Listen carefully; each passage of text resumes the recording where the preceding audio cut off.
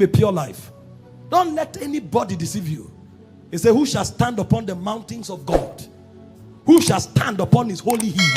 He says, him that is of a pure hand, of a pure heart, who has not lifted his soul in vanity.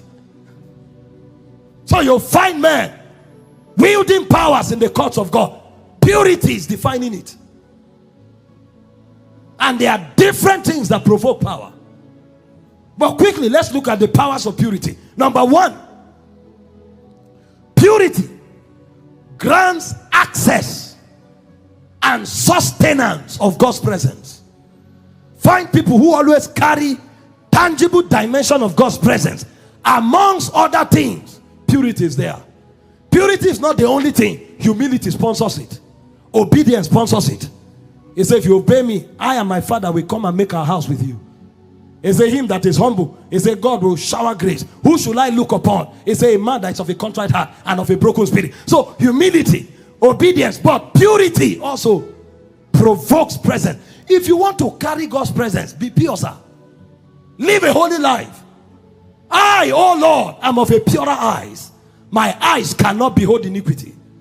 You can't move around with iniquity and expect God's presence to validate you. That's why today men of God are looking for all kinds of things to validate them. In the days of the fathers, you didn't need to snap a picture with somebody to have validation. When they walk into a city, they came with a cloud. God himself is the one who announces them. How do you think this man took the word without internet, without telephone? How did they take the word? There was something they carried. When Moses came to the courts of Pharaoh, there was no credential. God was his credential. The God of the Hebrew have sent me. Let my people go that they may serve me. Who is he? Don't worry, he will come here. I didn't come with theology, but I came with presence. I may not have theology, but I have presence. I have presence. And the guy dropped his rod, and his rod became a serpent. The Egyptians wise men did it. Moses' rod swallowed their own. And as you study that story, you see that the presence kept growing.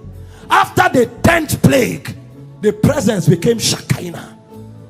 That which was invincible became visible. And when they went out, the Bible says God went before them as a pillar of cloud by day and as a pillar of fire by night. The presence had built up upon the man until it became a cloud. We are shouting, singing. God's presence is not there because our garments are not pure. Something is wrong with our being.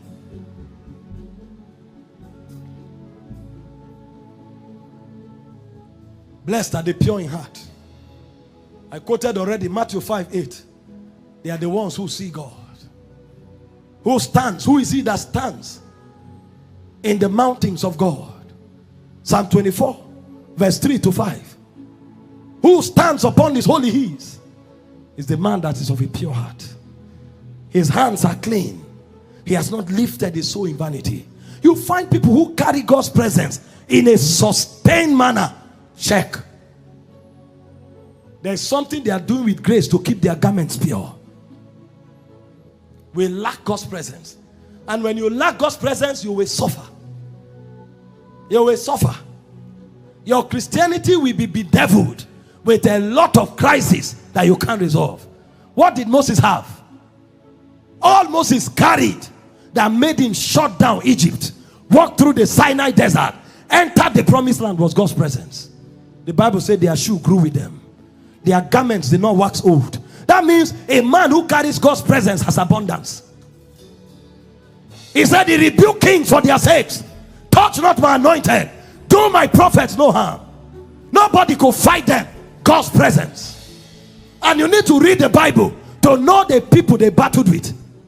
The Bible spoke of Sihon, the king of the Amorite. It spoke of Og, the king of Bashan. Their warriors were beastly men.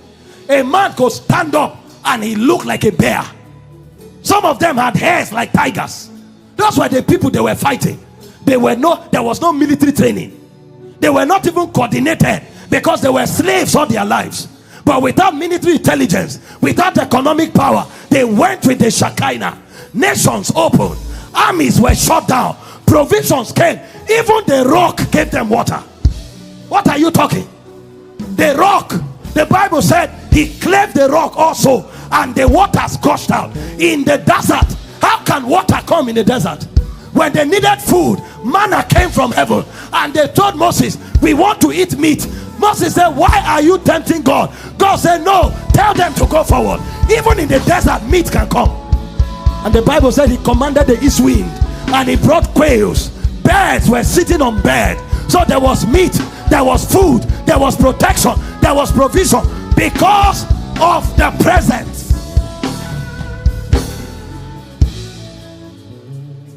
He suffered no man to do them harm. He gave a commandment in the spirit: touch not my anointed, do my prophets no harm. They carried the presence. How have we become so helpless? How have we become so powerless? How have we become so useless? Because there's no presence. They had to look for men to cause them to be able to fight them, because they were too powerful and they were using stones. He said, the Lord is my banner. When they went to fight, all Moses needed to do was to put his hand up. The Lord is my banner. There was an atmosphere over these people. The Bible said Moses sent soldiers out. When they returned, more than 18 battalions, he said no man was missing. Not one. Not one man was missing. They fought wars without casualties. I prophesy over someone, as you make up your mind to live pure, the presence of God will tabernacle over you. I said the presence of God will tabernacle over you. He said, him that dwelleth in the secret place of the Most High abides under the shadow of the Almighty. He shall say of his God, he is my refuge and my fortress, my God in whom I will trust. He shall be my shield and my buckler. See, 1,000 shall fall by your side, 10,000 by your right hand, it shall not come near you. I decree and declare, the presence of God is your banner.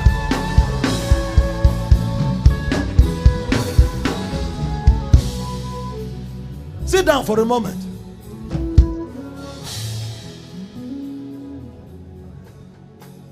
The presence,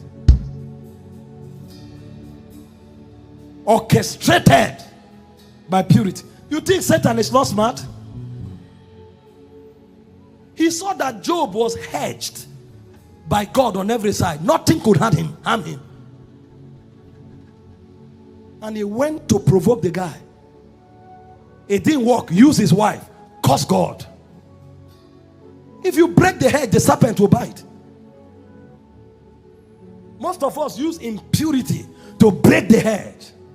Your business would have been intact until you became creative about carrying women to go and sleep with them in other country. Your family would have remained intact until you deployed intelligence on how to change figures in the office, and you didn't know what you were doing was breaking the hedge. And then the glory that covered your life, that brought protection, that brought honor, suddenly lifts and you discover you are naked. Was that not the case of Adam? Carried God's glory, carried God's presence until he rebelled. Power of purity. Number 2, it attracts favor. Daniel chapter 1 verse 8 to 9. It's not everything you achieve by men laying hands on you. There are certain things that principles provoke. But Daniel proposed in his heart that he will not defile himself with the portion of the king's meat, nor the wine which they drank. Therefore he requested of the eunuch that he might not defile himself. See the implication, next verse. Now God brought Daniel into favor and tender love with the eunuch. You refuse defilement. It will look like a disadvantage for a while, but over time, what favor will provoke will be more than what you would have achieved for yourself using human intelligence. Genesis 39 verse 2 to 9. Look at Joseph. The Bible said in Romans 15 verse 4, the things that were written aforetime, they were written for our learning, so that we through patience and comfort of the scriptures might have hope. Look at the things written aforetime. And the Lord was with Joseph. You will see why God was with Joseph. It was purity. And he was a prosperous man. And he was in the house of his master, the Egyptian. So even slaves can prosper if God is with them.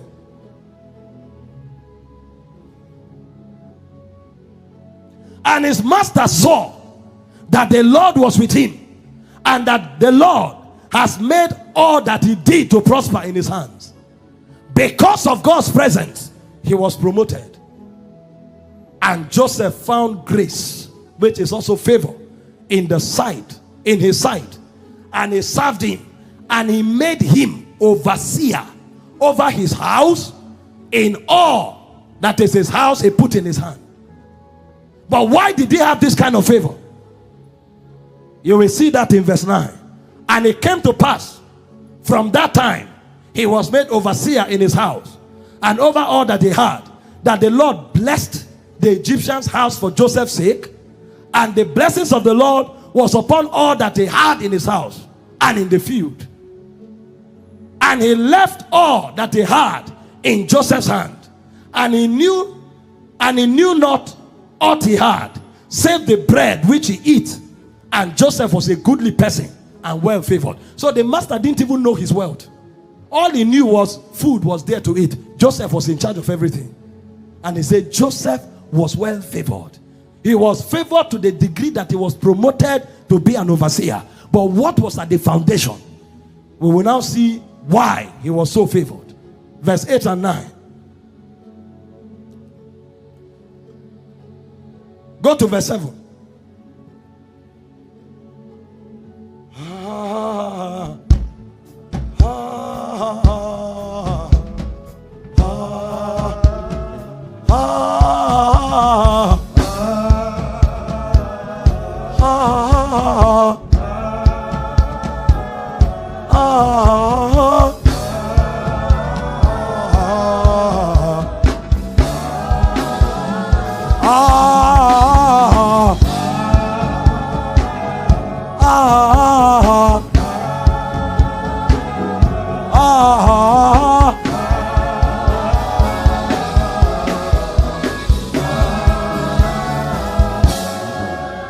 And it came to pass after these things, that his master's wife cast her eyes upon Joseph and said, lie with me. This is where we discovered the secret of Joseph's favor and power. He said, but he refused. I wish God will raise a generation of people that can refuse. And you will see favor like never before. You will see divine presence. The problem we have is that we can't refuse. And in our generation, they don't even entice us. We are the one who draw them to us. In the name of seeking favor. Favor that does not come from God. He refused and said unto his master's wife, behold, my master wotted not what is with me in the house, and he had committed all that he had to my hands. He doesn't even know what he has. All that he has is in my care. I'm the one who tells him his worth. He said, therefore is none greater in this house than I, neither had he kept back anything from me but thee, because thou art his wife. How then can I do this great wickedness and sin against God? He was a pure man. The woman accused him in an undeniable fashion because he cut his shirt. It looked as if purity was a disadvantage. And the guy spent 2 years in prison. But what we saw eventually was that those 2 years took him where his lifetime outside purity would never have taken him. The Bible said until the time that his word came. He said the word of the Lord tried him.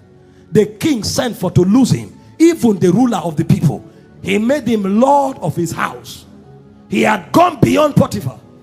Where God took him to, even Potiphar couldn't approach. You are not losing by being pure. You stand your ground for God and see the testimonies your life will command. Purity attracts favor, and not just favor, favor that brings promotion. Daniel was promoted. Joseph was promoted. You will be promoted. Number 3, purity releases spiritual power and authority. You saw already 2 Timothy 2:21. If any man purges himself, not if an apostle, not if a prophet. It's not about an office. You can occupy an office. If you are not pure, you will face reproach. If a man therefore purges himself from these things, he shall be a vessel unto honor, sanctified, and meet for the master's use, prepared for every good works. Prepared for every good work. That's authority. I showed you already. Psalm 24 verse 3 to 5. Who shall stand in the mountains of God? Who shall stand upon his holy hills? Who is that person? It's not an apostle. It's not a prophet. It is him that is of a clean hands, of a pure heart, who has not lifted his soul in vanity, nor sworn deceitfully. You will wield power if you live pure. God is not a respecter of persons. You live pure, you will see power. And power is not just for preaching. The covering that your children requires is sponsored by power. The prosperity that your family needs is sponsored by power. The preservation that you require is sponsored by power. Not self-power, power of the Spirit. Because God is not doing business with your power. He's doing business with the power of the Holy Ghost. That's why he says it's not by power or by might. So it's not by what you have. It's by the Spirit. But the way you access Spirit power is by walking pure. Don't let any Satan deceive you. That if you fall, you ask for forgiveness, you'll be forgiven. Yes, you will, but you remain a child. And the heir that remains a child is not different from a servant. Fight to live holy. The power of purity. Number 1, it provokes access and sustenance of divine presence. Number 2, it attracts divine favor that brings promotion. Number 3, it releases spiritual power and authority. Number 4, it sharpens spiritual discernment. When a man does not live pure, everything he sees is contaminated. So he can't discern anymore. He can't separate between what is good or bad. The Bible said in Titus 1:15, it said to the pure, all things are pure. So a pure man can see from the realm of God. To the pure, all things are pure. But to them that are defiled and unbelieving, nothing pure. Even their mind and conscience is defiled. So they can't walk in discernment. You find Christians who are confused every day. They can't pick God's thoughts. They can't pick God's position. It's because their inner man is defiled. And so the lenses to see is corrupt. That's why they keep pursuing prophets everywhere, from mountain to forest to bush to river. Whereas Jesus said, my sheep heareth my voice. How come you can't hear? Because you can't see God. It's those who are pure in heart that can see God. They are the one who can discern God's perspective. It says strong meat belong to them. Hebrews 5:14. who by reason of use have exercised their senses. I'm giving you strong weight here. Exercise their senses to discern between good and evil. You need discernment. I tell you, your life is a catalog of decisions.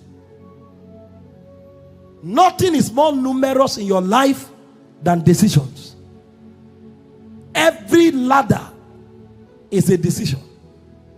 And so those who lack discernment, they are done for in life. But it takes purity to walk in discernment. Number 5, purity imparts boldness. And you need boldness to get ahead in life. Even the apostles of Jesus, when they were beaten and flogged and their confidence was depleted, they returned back to the posture of the upper room. The Bible said they went to their own company, locked the door and hid themselves. That means one of the propellers of that conclave was boldness. And when they prayed, that's one thing God gave them. In Acts 4 verse 31, when they had prayed, they were filled with the Spirit. The place where they were was shaking. And the Lord gave them the power to speak the word with boldness. And when boldness came, verse 33, with great power, God gave them witness of the resurrection of Jesus, and great grace was upon them. Those who don't have boldness, they can't advance God's kingdom. Prayer, like you have seen, sponsors boldness. But it's not only prayer that sponsors boldness. Purity also sponsors boldness. Proverbs 28:1 says, the righteous is as bold as a lion. 1 John 3:21-22, it says, if our heart condemn us not, then have we confidence. The moment you lose your purity and your heart condemns you, you lose your boldness. And the Bible says, cast not away your confidence, for it has what? A great recompense of reward. So if you want the reward that boldness brings, keep your garment pure. Some of the things we say here, do you think we can say them? If there's any sister here that I send a message, let's meet in a hotel, can I say what I'm saying? You can't have the audacity, sir. So it's not about revelation only. It's about boldness that is born from purity. See many preachers, every day they say, let's forbear, let's forbear. They are careful so that their own canker worms are not open.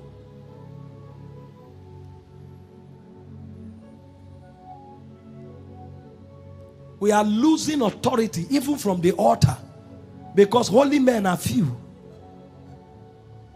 We don't have pure vessels anymore. How many people can challenge government? How dare you? You know the conversation you had with them behind the curtain. So you can't come here and talk to them, sir. So when we gather, all we say is, let's pray for government. No, we don't only pray for government. There is a time when we speak truth to power. But you can't speak truth to power if you are compromised. So we are losing ground because we lack purity. I believe in praying for those in power. We do.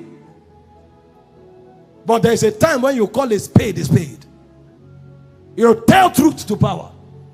And if you have nothing from them, they can't do anything. He said, the prince of this world cometh to me and findeth nothing. So I can speak with audacity because my garments are pure. That's Jesus' testimony.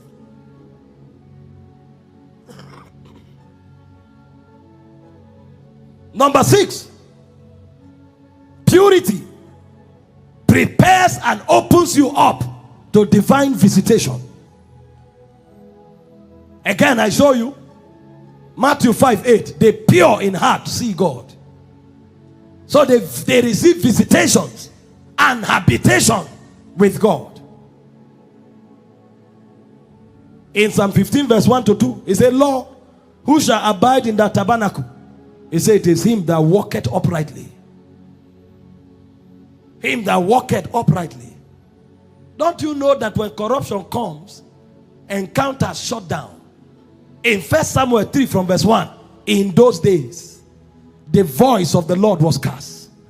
There were no open visions. And the eerie lamp in the temple had gone out. Why? Hophni and Phinehas were corrupting and defiling the altar. You can't have